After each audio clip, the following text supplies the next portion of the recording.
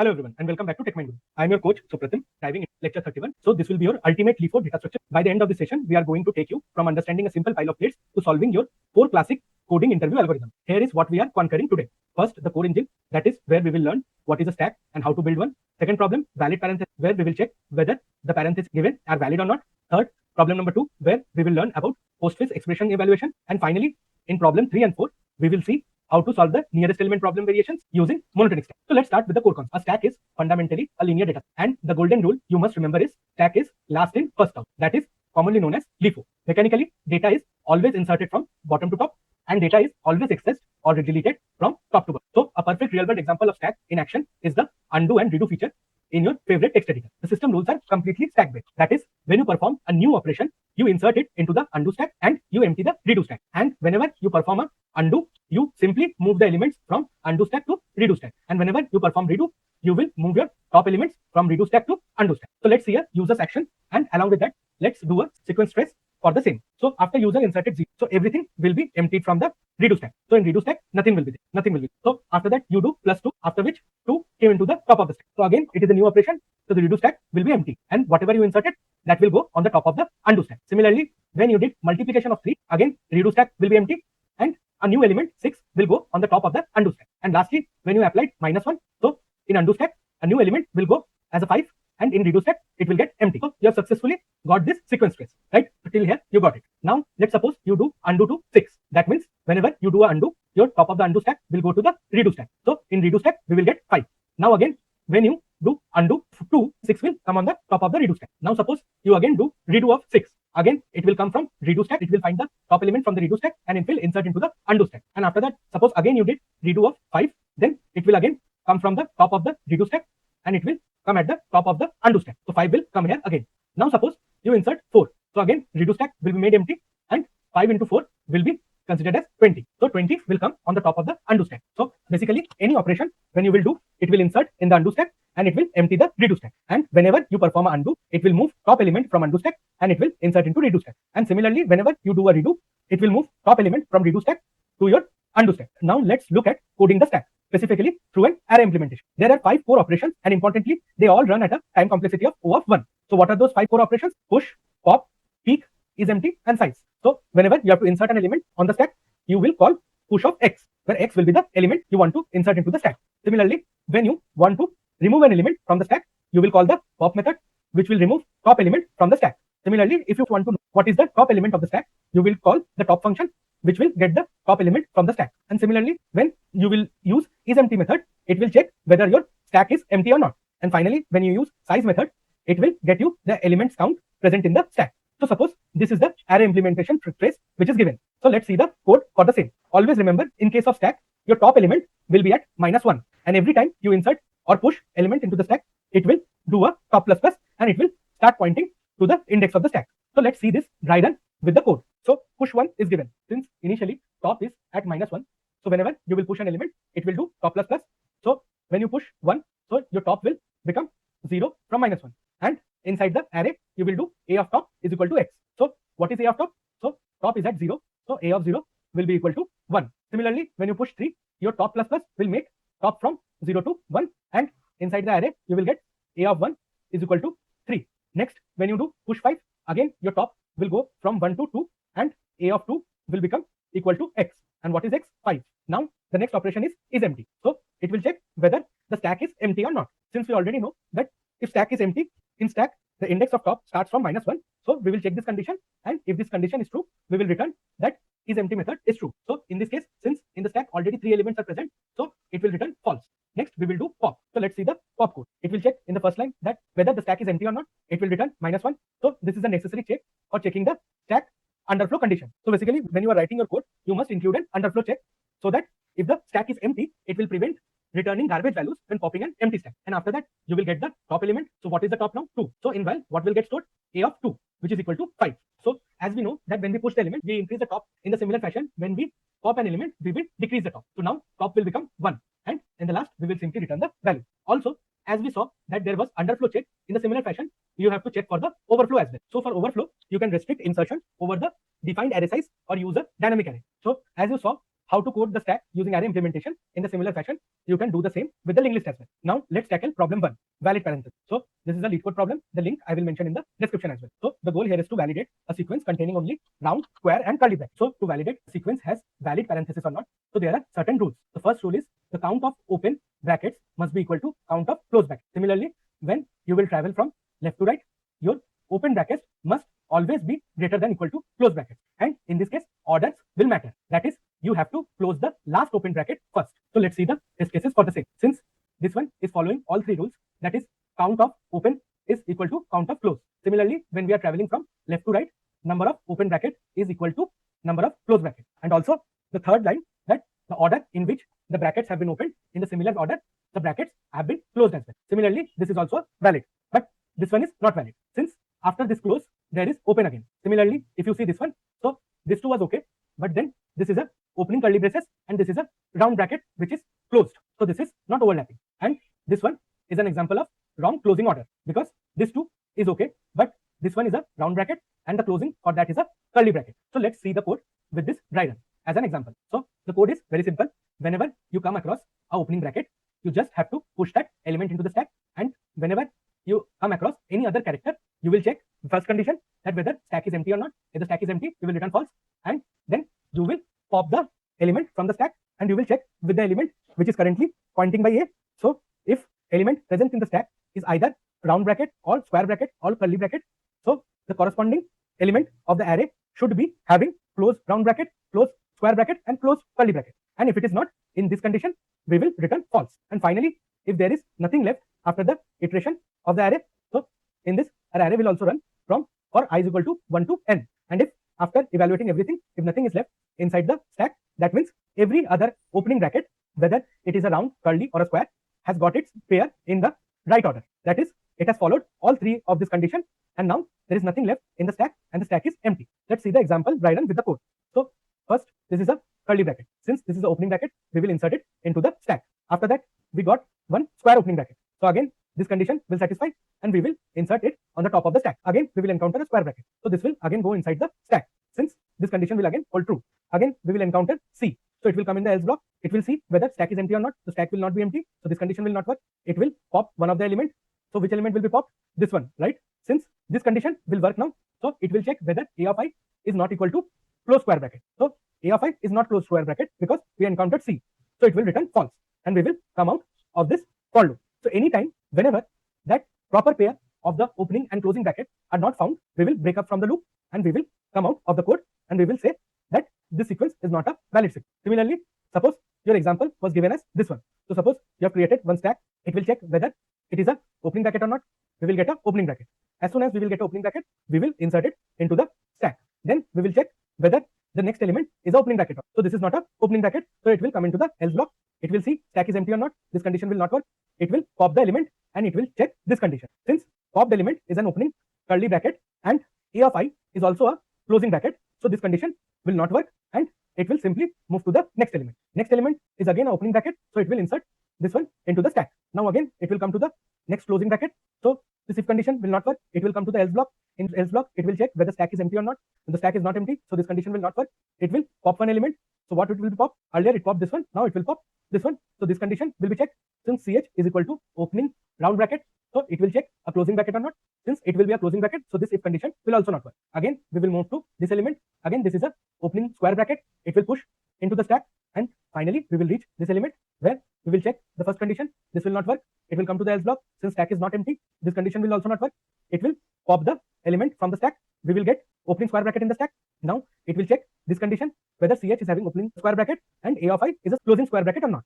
Since this condition will not work, since we have reached the end of the element and we have already popped the square bracket, so the stack is empty. That means this is a valid sequence of parentheses. Now moving to problem 2, where we will do postfix expression evaluation. So as humans, we read infix notation like operand 1, operator and operand 2, where suppose operand 1 is a 2 and operator is a plus and operand is a 5.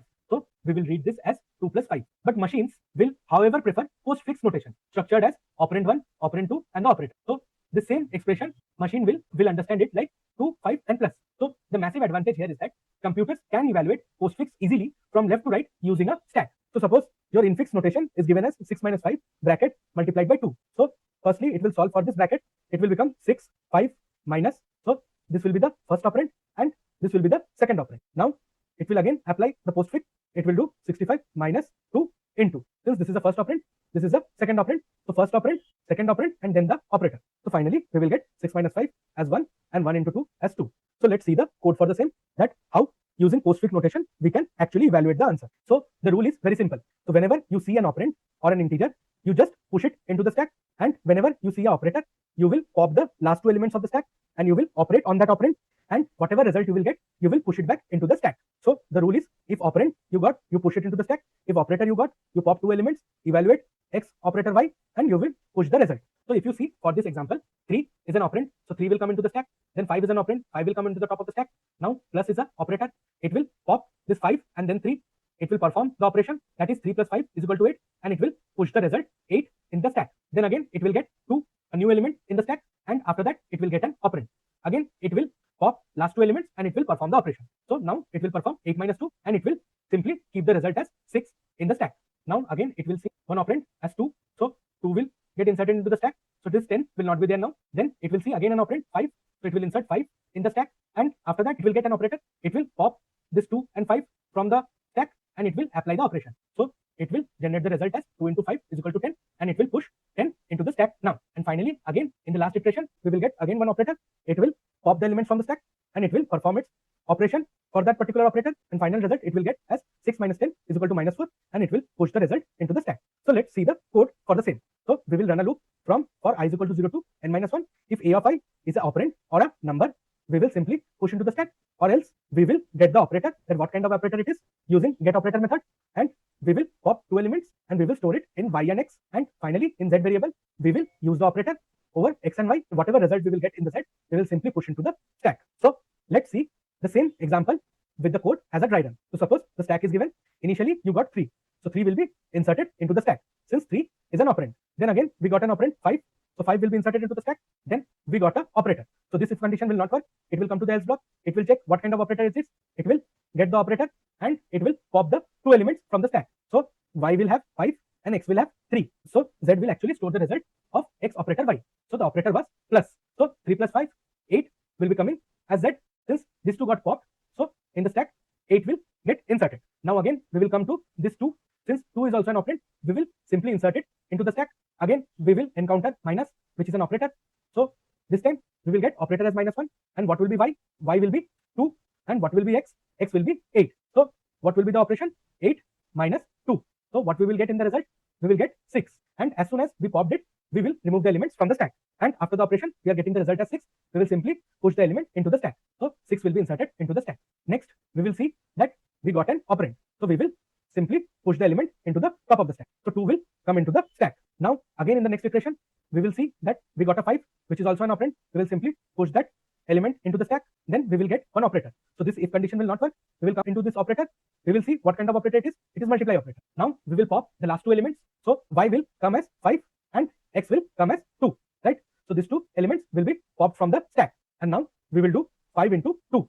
So we will get the result 10. We will store 8 in z, and then we will keep the result which is 10 into the stack. So here we have 6, and now from that result we got 10. Now finally the last element is a minus. We will see again it is not an operand. We will get the new operand which will be minus again. In y we will get 10, and in x we will get 6. So these two will be popped from the stack now. Now we will perform x operator y, which will be 6 minus 10. So this will get stored in z. So z will finally store minus 4 as the result, and it will finally insert it into the stack. So minus 4 will be inserted on the top of the stack. And now since we have already completed our iteration over the array, so we will come to the last statement where whatever present in the top will be our result. So since we are running one for loop only, that is from for I is equal to 0 to n minus 1. So our time complexity is O of n, and since in the initially we have taken stack int of st, which means we have taken an extra space, so our space complexity will be O of n. So this is also a LeetCode problem. The link I have mentioned in the description as well. Now let's level up with the problem 3, where we will find nearest smaller element to our left. So our mission is to find the index of the nearest smaller element on the left of index I. If we don't find anything, we will store minus 1. So let's see and understand with these two examples. So 8 is given. Since we have to find the nearest smaller element to its left, so is there anything present in the left? No, right? So we will update in the answer array as the index. Similarly, if you see for 2, since 2 is lesser than 8 and there is no element present in the left which is lesser than 2, so again the answer will be minus 1. Similarly, when we will move to this element, we will see that 2 is lesser than 4 and the index of 2 is 1. So we will update our answer with 1 as an index in our answer array. Similarly, when we will move to 7, we will see our nearest smaller will be 4, right? So, and 4 is present in second index. So we will store the index in our answer array. Similarly, we will do for this 7 as well and for this 7 as well. And then we will move to this 5. We will see we have any nearest smaller element of the left or not. Again, it will get 4 as the nearest smaller. It will update the same index into its answer array. And then we will move to 3. Since 4 is not smaller than 3, so we will move till here and we will get our nearest smaller element as 2, which is on index 1. So we will update 1 here. And finally, we will move to our last element, which is 10. And what is the nearest smaller element present? It will be 7, since the nearest smaller is 3. So, and the index of 3 is 7. So we will get the final answer as 7. So we will get the last element's index as 7. Similarly, if you see for this example, is there anything present in the left? No. So we will assign -1. Next, we will come to this element. We will see 4 is lesser than 5. So we will update the index of 4, which is 0. Next, we will come to 2. We will see anything smaller in the left side of 2. We will find nothing, right? So we will update the index as -1. Similarly, next we will move to 10. We will see the nearest smaller is this 2 and it is present at second index. So we will update our answer with 2. Next, we will move to 8. We will see our nearest smaller element is again 2 only, which is present at index 2. So we will update answer with 2. Next, we will come to this 2. We will see there is no element present in the array which is lesser than 2. So we will update the answer as -1. And finally, for this 2 also, we will update it by -1. So if you apply the brute force technique by iterating left for every I present in the array, you will be ending up with the time complexity of O of n square and the phase complexity of O of 1. So let's see how we can apply stack and we can improve our time complexity from O(n) square to O of n. So the key insight is that the last potential index is checked first.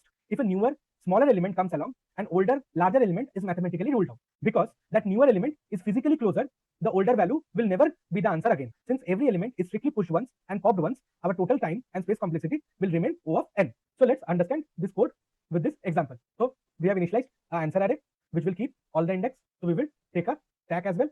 We will run a loop from I is equal to 0 to n-1 on our original array. So we will get our first element as 8. We will check inside that for loop whether stack is empty or not. If the stack is not empty, then only it will check for the next condition. So this condition will tell that whether anything present in the stack is greater than the current element or not, so that we can pop it from the stack till we get a smaller element. So for 8, since the stack is empty now, so this while loop will not work. We will simply come into this line where it will check whether stack is empty or not. Since the stack is empty, we will assign the result as -1 in our answer. So we have assigned -1 and then we have pushed I into our stack. So in our stack, 0 will go. Now we will move to the next element 2. We will see whether stack is empty or not. Since the stack is not empty, we will check whether stack of top, which is A of 0, is greater than the A of I or not. And what is A of I? A of 1. So here we will check whether 8 is greater than equal to 2 or not. It will say yes. So it will pop the element from the stack. So 0 will be gone from the stack now. Now again, it will check whether stack is empty or not. It will see the stack is empty. It will come out from this while loop. Now it will check whether stack is empty or not. Since the stack is empty, we will assign -1 again in our answer array. And we will push the element into the stack. So we will push 1 into the stack. Now we will come to our next element 4. We will check whether stack is empty or not. Since stack is not empty, so this condition will be true. We will check the next condition, that is A of stack top, which is A of 1, is greater than equal to A of 2 or not. Since A of 1 is 2 and A of 2 is 4, since 2 is not greater than 4, so this while loop will not work. We will come to this block. It will check whether stack is empty or not. Since stack is not empty, we will assign top of stack element to our answer. So what is present in the stack? 1. So we will assign 1 in our answer array. Finally, we will push this index into our stack. Next, we will move to our next element 7. We will check whether stack is empty or not. The stack is not empty. Here, it will check stack top is greater than A of I or not. What is there in the stack top? 2, right? So it will check A of 2 is greater than equal to A of 3 or not. Since A of 2 is 4 and A of 3 is 7. So this condition will not work. So we will come out of this while loop and here we will check whether stack is empty or not.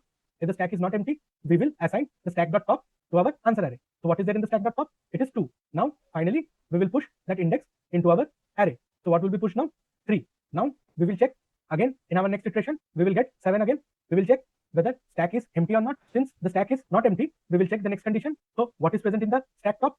It is A of 3, right? And we will check if A of 3 is greater than equal to A of 4 or not. Since 7 is greater than equal to 7, so we will pop this element from the stack. Again, we will check whether A of 2 is greater than equal to A of 4 or not. It will say no. So this condition will not work and this time this pop will not happen. So again, we will come to this block. It will check whether stack is empty or not. Since the stack is not empty, we will assign stack.top. And what is present in the stack.top? That is 2. So we will assign 2 again. Then again, we will push the index into our stack. Now 4 will be pushed into our stack. Now again, we will move to our next element, which is 7. We will check whether a of 4 is greater than equal to a of 5 or not. Since both of them are 7 only, so we will pop the element from the stack. So 4 will be popped from the stack. Then again, it will check whether a of 2 is greater than equal to a of 5 or not. So it will say a of 2 is not greater than equal to a of 5. Since a of 2 is 4 only, so this condition will not work. So we will not pop. We will come to this block. It will check whether stack is empty or not. It will store the top element from the stack. So again, 2 will get stored in the stack. And now 5 will be pushed into the array. Now we will come to the next element, 5, where we will check that a of 5 is greater than equal to a of 6 or not. What is there in the a of 5? 7, right? Since 7 is greater than equal to 5, so we will pop 5 from the stack. Now we will check whether new top, which is 2, is greater than equal to a of 6 or not. So we will see that 4 is not greater than equal to 5. So this condition will not work. We will come out of the while loop and we will come to this block. It will check stack is empty or not. Since stack is not empty, we will return stack.top to our answer. So again, 2 will get updated into our answer array. Again, we will push 6 into our array using this line. Again, we will come to 3. Now we will check whether a of 6 is greater than equal to a of 7 or not. Since it will be greater, so we will pop it from the stack. Again, the top is 2 now. We will check whether a of 2 is greater than equal to a of 6 or not. Since a of 2 is 4 and a of 6, so this is again greater. So again, we will see a of 1 is greater than equal to a of 7. Since a of 1 is 2, which is not greater than 3, so this condition will not work. We will come out of the while loop. We will come in this block. Now it will check whether stack is empty or not. Since the stack is not empty, we will assign our top element of the stack to the answer array. So what is there in the top? 1. So we will assign 1 back into the array. And then we will push 7 finally into our stack. Now we will come to this 10. Now we will check whether a of 7 is greater than a of 8 or not. So what is there in the a of 7? 3, right? And what is there in the a of 5? 10. Since 3 is not greater than equal to 10, so this while loop will not work. We will come in this block. It will assign stack.top. What is present in the stack.top? 7. So we will update our answer array with 7. And this is how you are getting nearest smaller element in the left. Finally, we will see our problem 4, which gets applied to a real world problem. Suppose you have been given student ratings on Google Maps, and imagine you have to create a tool that helps users discover the rating of the next higher rated restaurant strictly to their right. So earlier we saw previous smaller or left smaller. Now we will see next greater or right greater. So if you see this example, 3, 2, 6, 5, 8, 7 and 9. So if you see for this 3, which is the next greater, 6, right? So we have assigned the index of 6 into our answer array. Similarly, for the next element 2, which is the next greater, same 6 only, right? So we will assign again 2 into our answer array. Next for 6, we will see the next greater will be at 8, which is at 4th position. So we will update our answer array with 4. Similarly, for the next element 5, we will see the next greater is 8 only, which is at index 4. So we will update our answer array with 4. Similarly, for the next element 8, the next greater is at 6th index. So we will update our answer array with 6. Similarly, for 7, the next greater is 9 only, which is at index 6. So we will update our answer array with 6. And finally, for 9, there is nothing present in the right side, which is greater than it. So we will update our answer to -1. The code is very similar. In the previous smaller, we were running a loop from I is equal to 0 to n minus 1. But now, since we are looking greater right, so whenever we have to loop anything on the right, like next greater or next smaller, instead of previous greater or previous smaller, we will run a loop from for I is equal to n minus 1, 0, since we are checking in the right side. So our loop will start from n to 0. And since we saw when we were checking the previous smaller or the smaller, we were doing a of st.top is greater than equal to a of I. In the similar fashion, when we will do for greater, whether it is a next greater or a previous greater, we will just change this condition to lesser than equal. So let's see this example only with a dry run. So let's take a stack.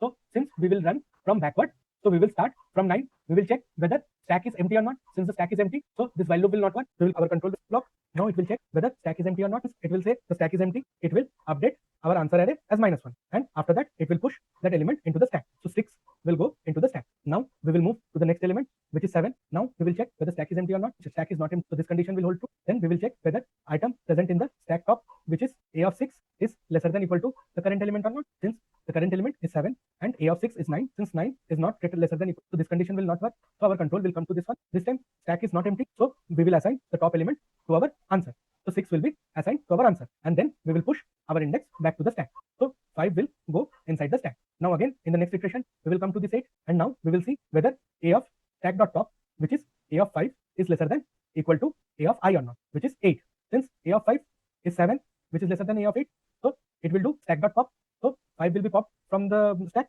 Now again, it will check whether a of 6 is lesser than equal to 8 or not. It will say no, since a of 6 is 9. So it will come out of this while loop. It will come in this block where it will say that stack is not empty. So it will assign stack.top to our answer array. So 6 will again go to our answer array. And also we will push now 4 into our stack. Similarly, we will move to our next element. We will see whether stack is empty or not. This condition will hold true. And a of st.top, what is there in the a of st.top? It is a of 4. we will check whether a of 4 is lesser than a of 3 or not, which is 5. Since a of 4 is 8 and 8 is not lesser than 5, this condition will not work. So we will come into this block, we will check stack is not. So we will update our answer array as stack.top. And what is present in the stack.top? 4. So that is why 4 will get updated here. Now again, we will push that index into our stack. So we will push 3 into our stack. Now again, we will see the stack is not empty. And what is present in the stack top?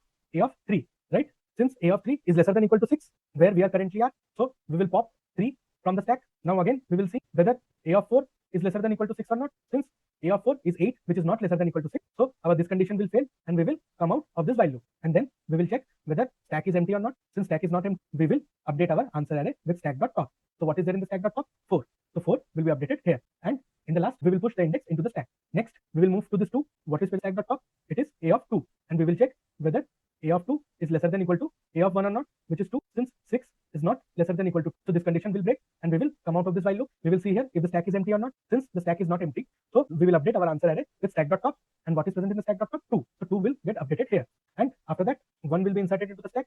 And finally, we will move to our last element, 3. Now we will check again whether stack is empty or not. Now we will check what is present in the stack.top. Stack.top will have 1 and we will check a of 1 is lesser than equal to a of 0 or not. Since a of 1 is 2 and a of 0 is 3, so this condition will hold true. So we will pop this 1 from the stack. Then again, we will check whether stack top, which is a of 2, lesser than equal to a of 0 or not. So what is present in the a of 2? It is 6. Since 6 is not lesser than equal to 3, so this condition will fail and the control will come to this block. Here it will check whether stack is empty or not. Since the stack is not empty, we will assign answer of I is equal to stack.top. And what is present in the stack.top? 2. So 2 will be updated into our answer array. So this is how we are getting next greater element strictly to the right of the given array. So on both the above problem, if you have noticed, inside the for loop, we are running a while loop. Then how can we say that the time complexity is O of n? So for this, you have to understand, since the while loop runs a variable amount of time per I. So for I0, the while loop will run x0 times. For I1, the while loop will run x1 times.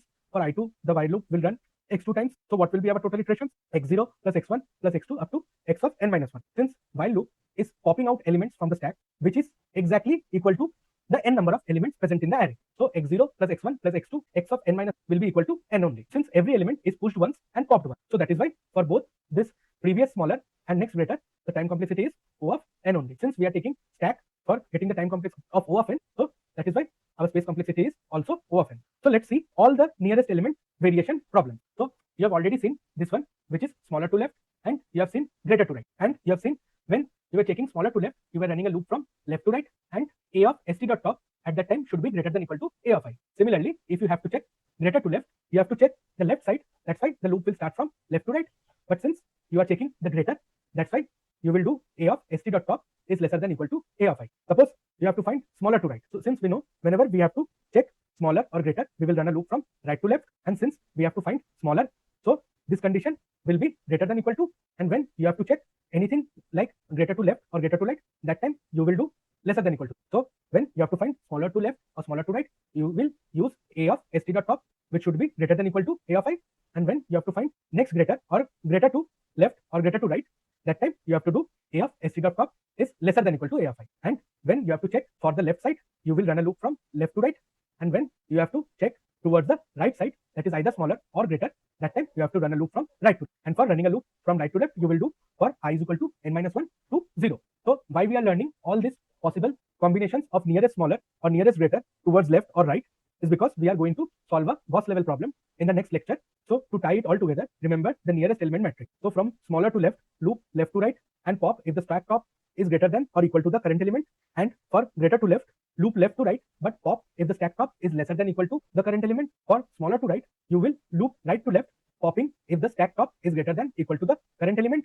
And finally, for greater to right, you will loop right to left, popping if the stack top is lesser than or equal to the current element. So lecture 31 is complete now. You have successfully mastered the blueprint of stacks. In the next lecture, we are going to see some interview problems on stacks. So if you found this video helpful, be sure to drop a like and subscribe to Techmine Guru. With this, signing off for today. Till we meet again, keep learning, keep coding, and keep optimism.